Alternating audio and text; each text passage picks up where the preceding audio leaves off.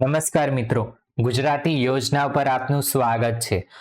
District health society Bharuch દ્વારા pharmacist અને staff નર્સની જગ્યા બહાર પાડવામાં આવેલી છે.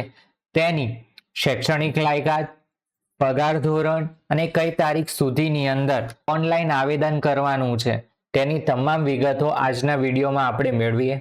District health society Bharuch national health mission અંતર્ગત જુદા જુદા પ્રોગ્રામ હેઠળ જુદી જુદી કેડરમાં ભરૂચ જિલ્લામાં નીચે જણાવેલ સ્ટાફ નર્સની જગ્યાઓ તદ્દન હંગામી ધોરણે 11 માસના કરાર આધારિત ધોરણે ભરવા જાહેરાત આપવામાં આવે છે. માન્ય લાયકાત ધરાવતા ઉમેદવારોએ તારીખ 10/3/2025 થી 19/3/2025 સુધીમાં ઓનલાઈન આરોગ્ય સાથી .gujarat.gov.in પર લિંક પર આવેદન કરવાનું છે. ઉપરોક્ત પોસ્ટ માટેની જરૂરી લાયકાત, ઉંમર અંગેની સ્પષ્ટતા, ઉચ્ચ માસિક વેતન તથા અનુભવ અંગેની સ્પષ્ટતા દર્શાવી વિગતો નીચે મુજબ છે. જગ્યાનું નામની વાત કરીએ તો ફાર્માસિસ્ટ NHM 1 જગ્યા, RBSEC 2 જગ્યા, માસિક ફિક્સ પગાર 16,000 આપવામાં આવશે.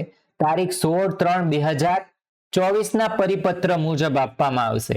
હવે શૈક્ષણિક લાયકાત અને અનુભવની જો વાત કરીએ તો ભારતમાં કાયદાથી સ્થપાયેલ યુનિવર્સિટીમાંથી મેળવેલ ફાર્મસીની ડિગ્રી ધરાવતા હોવા જોઈએ. ગુજરાત ફાર્મસી કાઉન્સિલમાં નામ નોંધાવેલું હોવું જોઈએ.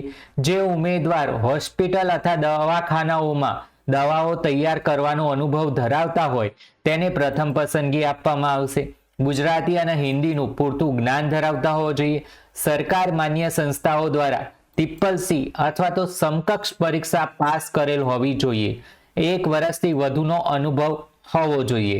ઉંમરની વાત કરીએ તો 40 વર્ષથી વધુ નહીં.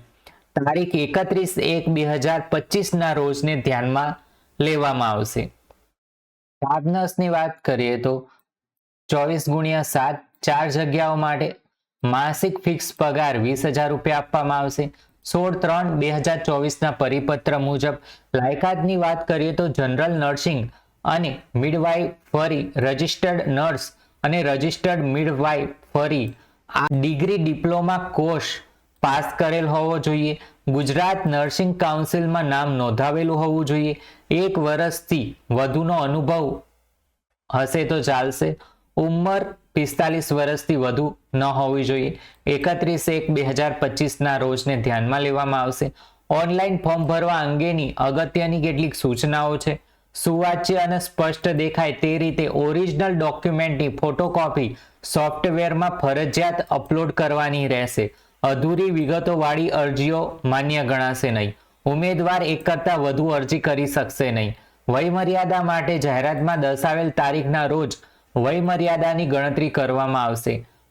ડોક્યુમેન્ટ જે એટેચમેન્ટ કરવાના છે તેની વાત કરીએ તો માર્કશીટ જોઈશે ધોરણ 12ની, ગ્રેજ્યુએશન ડિગ્રી ફાઇનલ યરની માર્કશીટ જોઈશે, સર્ટિફિકેટ ઓફ એક્સપિરિયન્સ જોઈશે, પછી certificate of registration in Gujarat council વાળું, living certificate, degree certificate, computer certificate.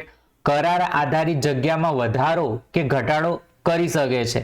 આ માહિતી સારી લાગી હોય તો તમારા મિત્રો સાથે શેર કરી શકો છો અને આપણી ચેનલને સબસ્ક્રાઇબ કરી શકો છો.